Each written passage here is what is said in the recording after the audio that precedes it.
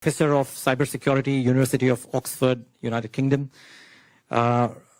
Professor Ricardo Hausman, founder and director of Growth Lab, Harvard University, USA. And of course, Honorable Minister Nara Lokesh from the state. So great. It was lovely to see the panel yesterday, Minister Lokesh, and it's a great setup that we have today. Can I just start off with the thesis behind you doing this right here at the WEF? Because yes, AI is at the front and center, but some of the topics that have been chosen have been curated carefully to drive home a message about what the state wants to do as well. Thanks to all the panelists for making it and taking time out. Really appreciate it. No, as a state, we are very cognizant that AI is here. It is fundamentally going to transform the way we're going to do things. I think the other theme that's been going is, are we going to be the disruptor or are we going to be disrupted? That's the theme that I hear across WEF this year. And Andhra Pradesh wants to be the disruptor. So what we want to gauge is, what is it that we need to do as a state? And how do you prepare the citizens for it? And how can we tap the power of AI for our farmers, for our artisans, for our carpenters, for our electricians? I think there's something substantive that we can do as a nation, and this is why we wanted to set this panel up and really learn from them.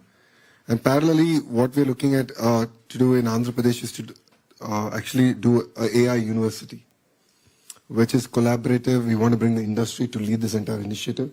We've done this in the past with the Indian School of Business. It's called ISB. We've done this in, I think, the late 90s. And now I think time has come for India also to leapfrog, even in the education.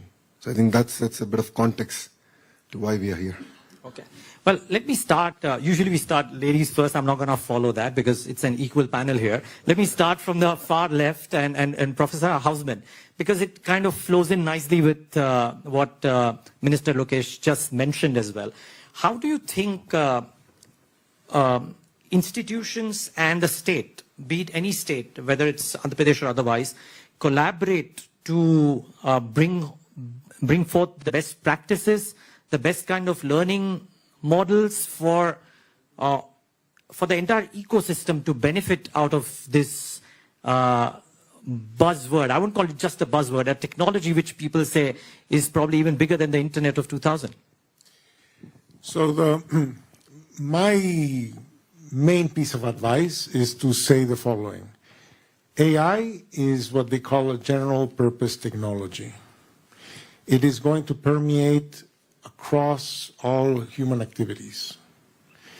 So there is going to be very, very few people who will be needed to figure out kind of like the algorithm, the learning algorithms, the backbone, the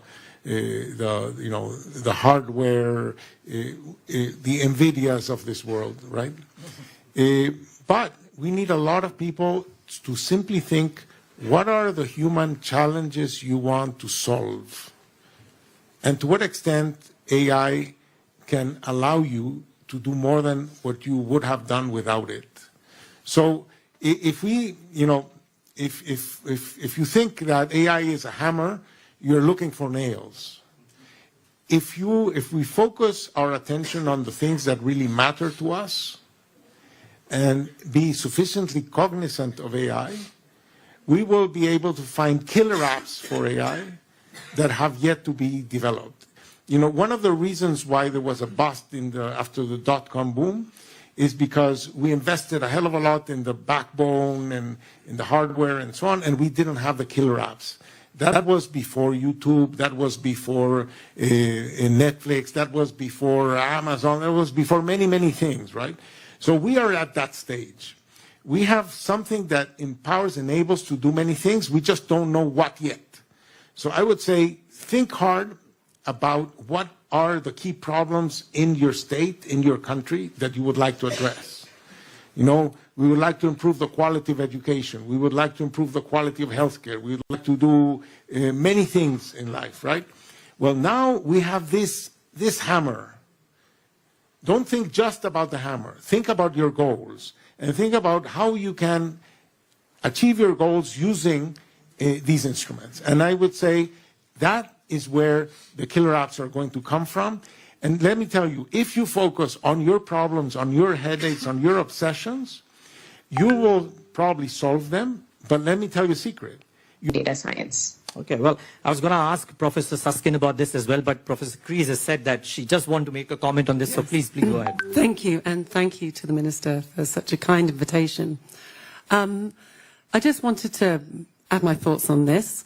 I'm a computer scientist by training who became a cybersecurity expert, and I'm fairly certain you'll find lots of uses for AI. As I look around the room, I'm looking at energy, urban centres.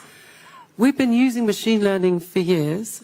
We know it can help us spot patterns in data that are really hard for humans to spot. We have huge data sets through the instrumentization of our environments. So if you're building smart cities or you're trying to manage manufacturing environments, process control, whatever it may be, there's definitely going to be opportunities. So I'll park that. I think that's for certain. I just wanted to come in on the educational piece and to urge you to think about a principled way of building the workforce of the future. And it's one that I benefited from as a computer scientist, and it's this. Teach our workforce transferable technology skills. So when I was taught computer science, I didn't attend a class to learn a coding language. I attended classes to learn how to write good code that works as it should do, efficient code. And then I was taught how to learn any language, whichever language was the one that everybody wanted to use. And I think that principled approach should apply in AI. What we need is people that know how to collect data, store data, label data, manage the integrity of data that's going to be inside the training. We need to teach people how to write the inference engines, no matter what platform they're writing it on. Think about what it means to learn, to help a model learn. And then we need to teach people how you write good models for understanding the environment and the importance of the interface. We may find that in the state in the future, that when we go and look at how you're managing the green energy emission, that we'll go in and we'll see folks in immersive technology and they're interacting with visual interfaces. But underneath that, same model, same inference engine, same data that might actually sit underneath another interface. And so I think there's such a huge opportunity, and it's a moment for us to make sure we don't get buried in the silos, that we take a principled approach, because then we can do the 3 Ps no matter which of the verticals we're in. Yeah, and Minister Lokesh, I would like to come in on this, but after a comment from Professor Suskin, because he looks at this argument closely, if I'm not wrong, and I would love to understand from you, because something that I was talking to Professor Kreese about, that the pace of development in this field is so rapid. What is it that, let's say, for example, an AI university that the state is thinking of can have as a necessary set of skill imparting that can help the students not just navigate through the AI challenges of today, sure, but over the course of the next few years, maybe? Sure. So I think when we think about skills in education, there are sort of 3 dimensions to this. The first is the what. What skills and what capabilities are we providing people with? And that, I think, is the one that gets most of the oxygen among politicians and policymakers, trying to anticipate what jobs will be valuable in the future, and so what skills do we need to teach people today. But I think there are 2 other really important dimensions to education, which sometimes get neglected. So alongside the what, there's also the how. If you were to step into a time machine and go back 100 years and walk into a classroom or a lecture theatre, it would look remarkably similar to how they look today, despite the existence of many really interesting technological alternatives. So just one example. We know that one-to-one tuition with a human tutor is incredibly effective. An average student who receives one-to-one tuition will tend to outperform 98% of students in a traditional classroom setting. The problem is, of course, that providing everyone with a one-to-one tutor is incredibly expensive. Lucky to do it at some universities, but it's not a model that can scale. And that's what's so interesting about some of the systems that are being developed now, the personalized learning systems. because what they're doing is they are tailoring in an automated way what is taught, how it's taught, the pace and so on, to the particular skills and weaknesses of the student in question. Kind of replicating that very effective but very expensive human model. And so, yeah, I thought it was very interesting that in the first few months of ChatGPT coming out, one of the first partnerships they did was with Salman Khan, who's the developer of Khan Academy, online platform providing instructional videos and practice problems, really high quality stuff. When I used to teach maths, I'd often direct my students towards it, really high quality resource. But what he did was he teamed up with ChatGPT to develop what he's called Khan Migo, which is essentially a sort of a tutor that sits with you as you're navigating the site and provides the kind of interaction that you might get from a human tutor. So I think the how is really important as well. How are we using technology to change how we educate as well? So there's the what, the how, and there's also, and this goes to your question exactly, the when. At what moments in people's lives are we providing them with the skills and the training required to flourish in the world of work? There is exactly as you say, there's a huge amount of uncertainty about the future. And the best response that we have to that uncertainty is flexibility. A willingness and a capacity for people to retrain and reskill later in life with the same intensity and seriousness with which, we sort of expect people to educate themselves at the start of their lives. And so, I know today people talk about things like lifelong learning and, governments have personalized learning budgets. But if you actually look at the resources we put behind those sorts of initiatives, they completely pale in comparison to the kind of investments we make in people at the start of their lives. And that can't be right. So my advice for a university like this is not simply to focus on the what, the sort of skills and the capabilities, but it's also the how. How are you using the technologies themselves to change the way you teach and educate, and also the when.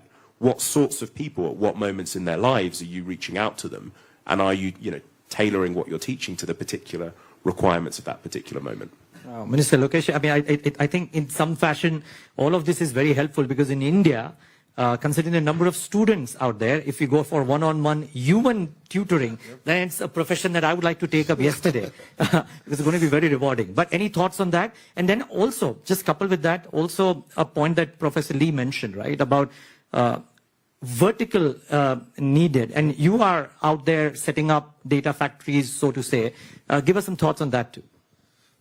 No, the more fundamental thing for me is in government schools, how can we use AI?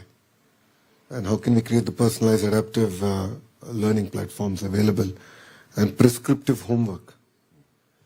This is something that we're really passionate about. And as a state, I've been questioning my entire team that how do we go from passive learning to active learning? For lack of a better word, how do you gamify the entire classroom interaction between students and enable them to absorb content far better?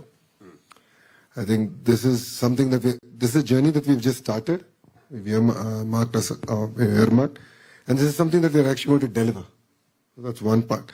On the larger context, India has jumped over the personal computing, gone directly to smartphone, and then that presents a unique opportunity for us. So, healthcare. What's the role of wearables? If I want to look at preventive healthcare, is there technology out there where at least a pre-diagnosis can be done? So I know where to put my money, who to focus on, in terms of a unified, mandatory sort of a health platform coming in. So I think these are questions that we are also now asking ourselves. End of the day, every government has only so many resources.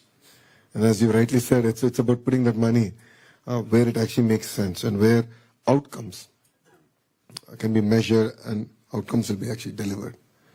Right now, our entire system is focused more on outputs. And that's what I think is resulting in the challenges that we're facing. Great. Okay. Professor Lee, can I come to you now? And, one thing is, of course, the right kind of skills imparted in order to create the best AI experts that you can for the future. Now, I'd love to understand from you, because you've got a great working experience with startups as well. You've got a lot of thoughts on this subject. What are the key elements or the critical elements for which would be very necessary for creating the right set and the right number of AI experts for the future, not just from an Indian or an Andhra Pradesh perspective, but in general? Well, we're more interested in create AI winner, not just expert. AI winner, okay. So yeah, expert can be many things. Yeah, the expert sometimes is not necessarily a winner. So, well, let me put it this way. I like the term you call data factory because we are doing a data foundry at University of Maryland. So what a data foundry really is, because when you take the verticals, we have industry, you have electronic manufacturing verticals, automotive verticals, right? You have a lot of data people generate. But most of the data, they are maybe Excel sheet ready, but they're not machine learning ready. There's no background, no label. That's 80% of your work going to be. But if you have a data factory, you should have a good 3B: baseline, background, and also good benchmarkable.